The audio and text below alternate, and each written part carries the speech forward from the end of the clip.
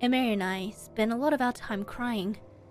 What else was there to do? Imagine it, you're stuck in a room with nothing to do but stack chairs or topple over empty bookcases in frustration. We tried to have it was just another thing to do to pass the time, but with no blood pumping through our veins, it made things difficult. We played all the name games, invisible tic-tac-toe, tongue twisters, etc. We can't exactly play I Spy because our options for colors were either white or void-esque. Sometimes we try and sleep to no avail. We just lie there, occasionally together, sometimes apart. Eyes closed with no rhythmic rise and fall of our chests, no soft sound of a heartbeat. Just utter silence. I didn't think I'd ever make it out. I'm not sure of the total time I spent in there. It was hard to tell and grew more difficult as time went on. At first, it was easy. You could tell a couple of seconds had passed, then minutes grew to hours. But especially after Ryan left, it was difficult. There was no rising sun. There was no moonlit sky with glittering stars. There was no feeling tired, no sleepiness or droopy feeling that settled in after a long day. I felt as if my internal clock was reworking itself to be, well, broken.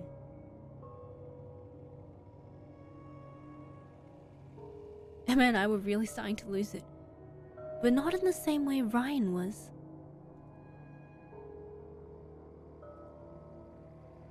To curb our sad days, we played pretend like we were kids.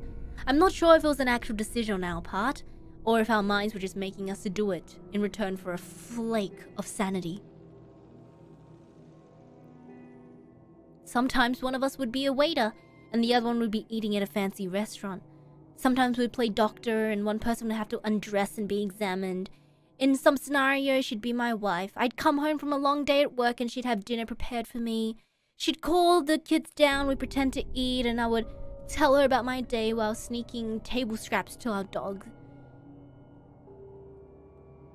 Our favorite scenario was strangers. At least that's what I call it, looking back. We didn't have a name for it then.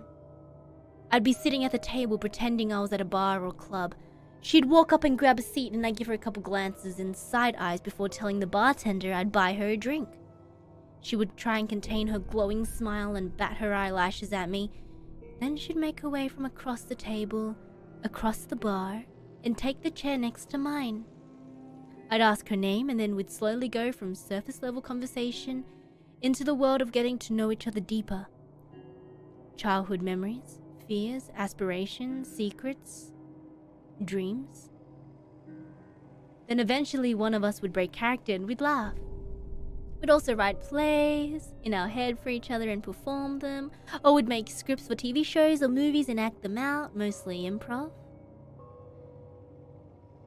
There were the good moments, the secure ones.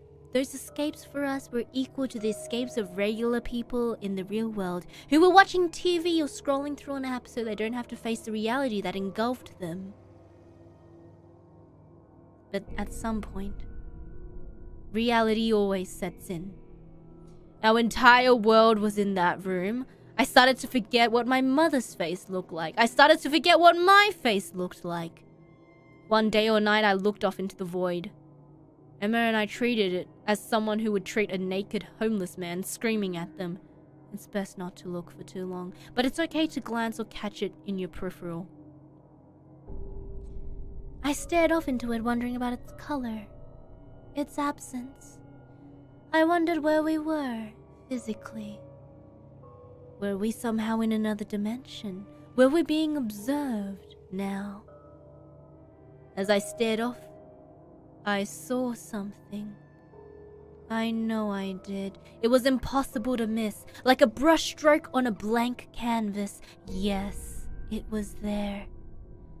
It was something that existed in that vast expanse of nothing. A tree. It was a tree.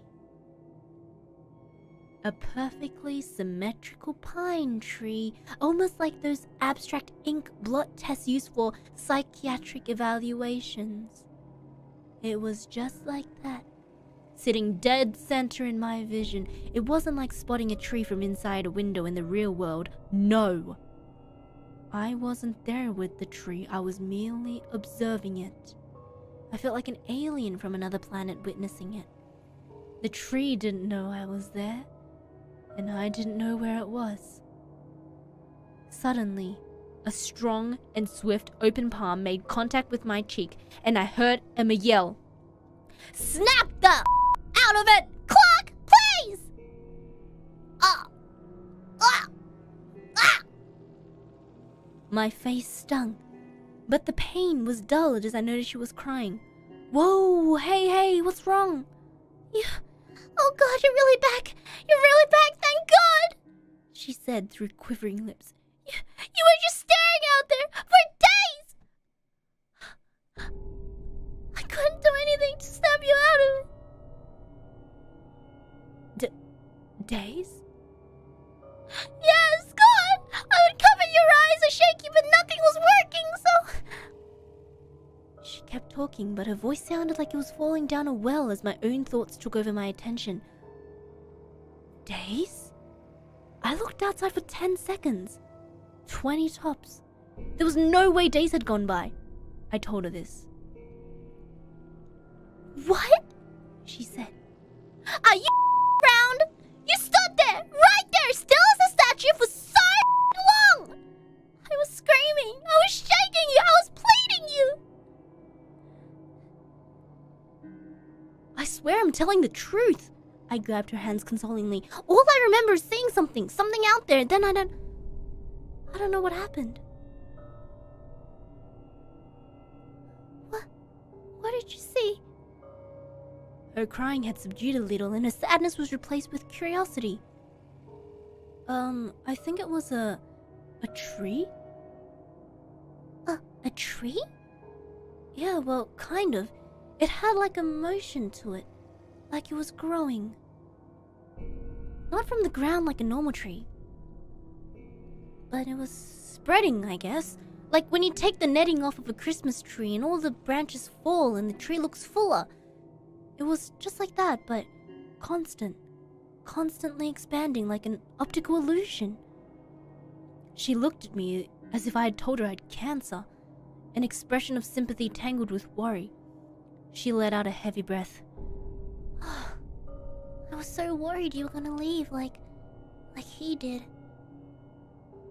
I hugged her and scratched the top of her head in an attempt to comfort her. Then she grabbed my neck and kissed me lightly. It wasn't the first time we kissed. We had plenty of times before.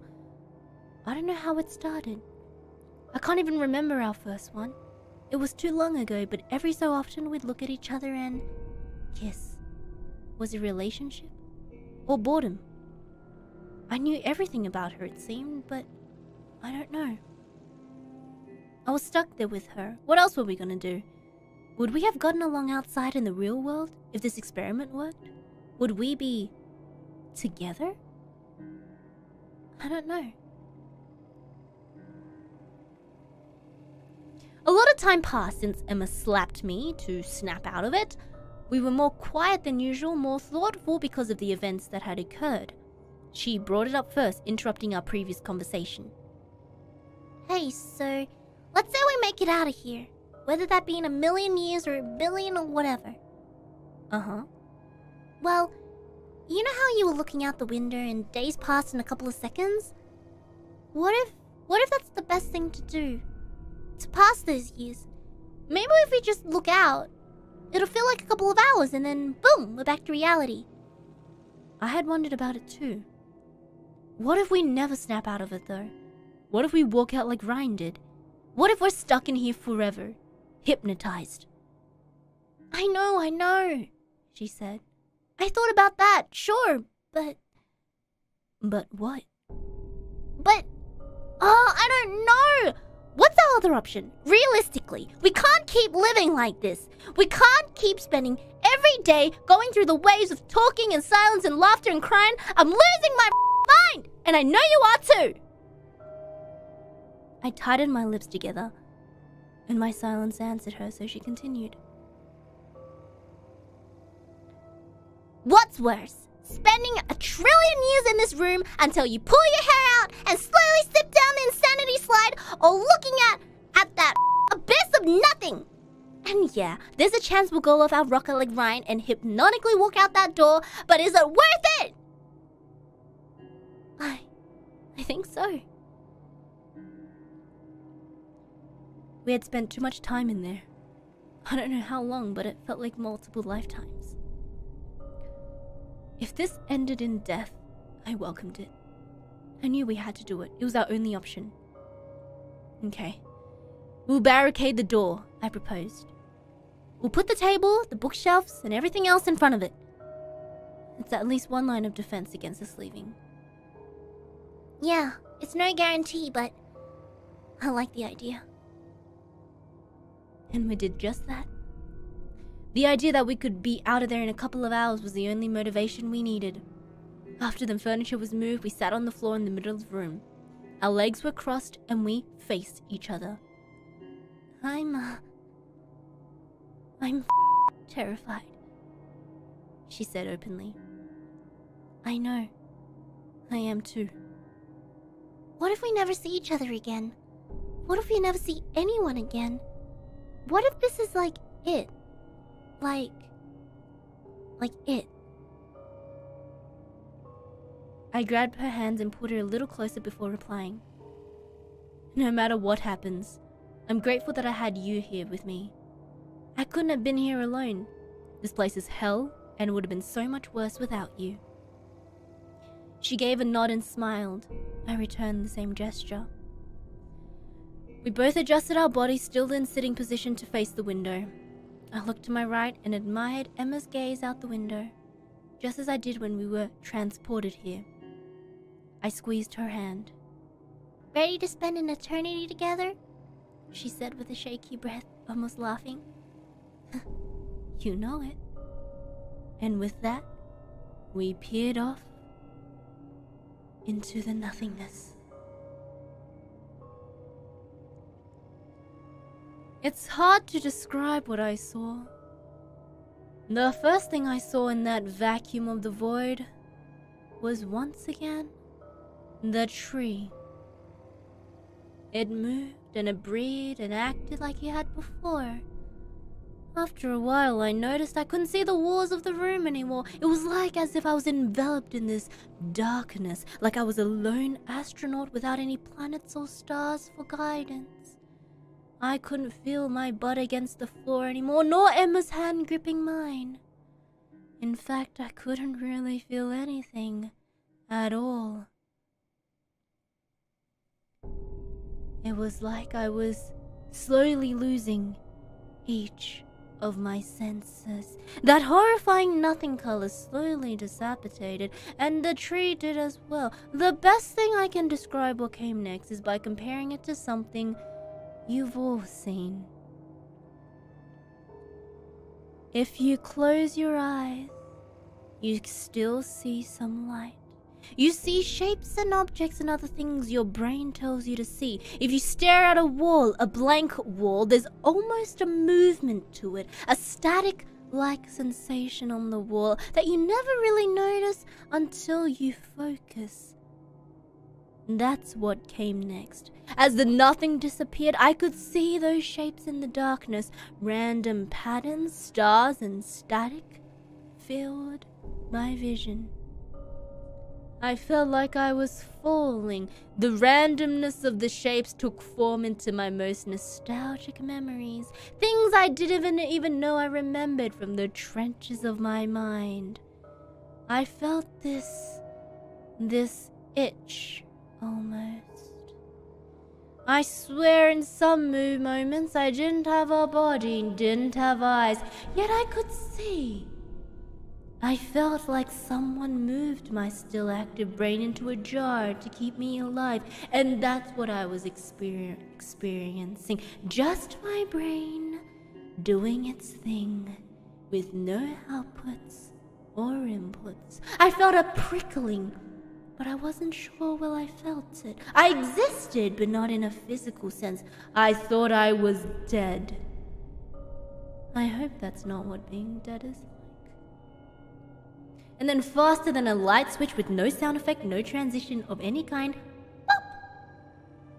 I was standing back in that room. Sunshine made its way through the overcast sky and immediately flooded out the window. I was not facing the window though. I was facing Emma. With Ryan right behind her. Both of them were looking out the window just as we were before everything went dark. My focus was on Emma's pupil. Just as it was before, it did not change in size. Before I could begin to process what was happening, Ryan screamed louder than I thought physically possible. I jumped and started to back away, but Emma didn't even flinch. Ryan grabbed the lamp from the table, smashed it on the ground, picked up a large piece of glass, pushed it through his chest and into his heart. His hands were bleeding and his chest was discharging blood by the pint. He died within a minute.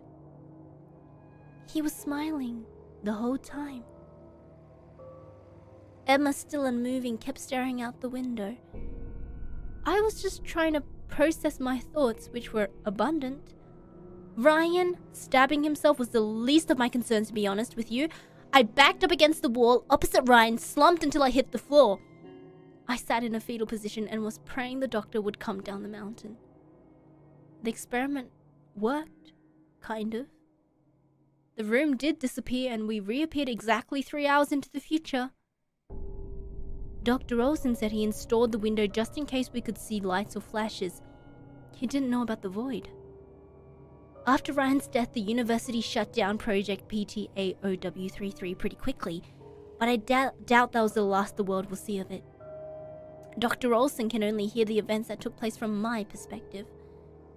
Emma is in a catatonic state. She hasn't spoken a word or made a noise since returning.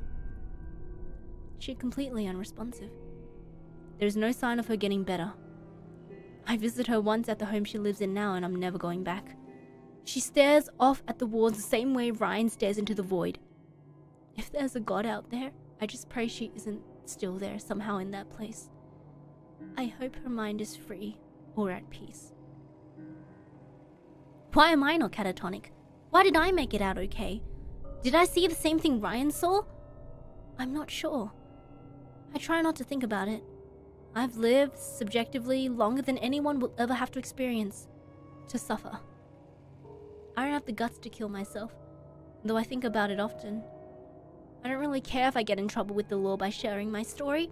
It's therapeutic to share, and like Dr. Olsen said from the beginning, no one will believe me anyway. Day-to-day life doesn't bother me. I don't mind interacting with people. I like eating food again or taking a nice hot shower. I like knowing I can die. That I can die. It's not the waking moments that disturb me, no. It's when I sleep. My dreams are awful and are almost always of that place, that room. The doctor says it's because that room is where my brain thinks it has spent most of its life. He says they will lessen as my stimuli from the real world increases.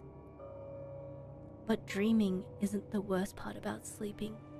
It's every other moment between the dreams. As I slip away into oblivion, so does my body, and so do my senses. My mind is still active, but I'm encompassed by that void, drowning in its emptiness. That color, that nothing. Every single night, it haunts me.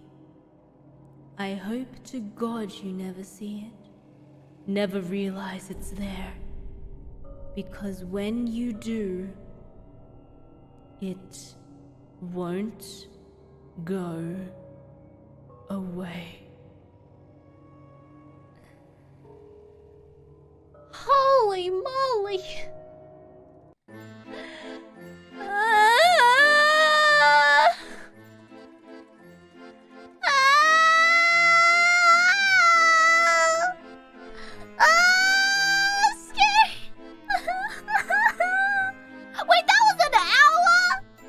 Crony, what are you doing? Why is that so scary? That was so scary! That wasn't like, okay, that's kind of like the best kind of spooky. It wasn't like, you know, in-your-face horror, but it was like psychological horror. That's how they get you. Psychological horror is how they get you. Wow. I'm eating a pear to make it less scary. Now, there are two more that I want to read that are really, really short. Now, Mane-chan told me to read these, but Mane-chan didn't give me any explanation to what these were. The title says, Man, Door, Hand, Hook, Car, Door. Is this a meme one? It's great. Oh! Okay. Did you guys enjoy that, by the way? I've never read that before. That was really good. I can see why it's a long story, though. Oh my god, that took almost an hour. Pre-order for Bay audiobook? Ooh. Now, let me just change the title again to... What are we reading? Man, Door, Hand, Hook, Car, Door. That title doesn't make sense. Man, Door...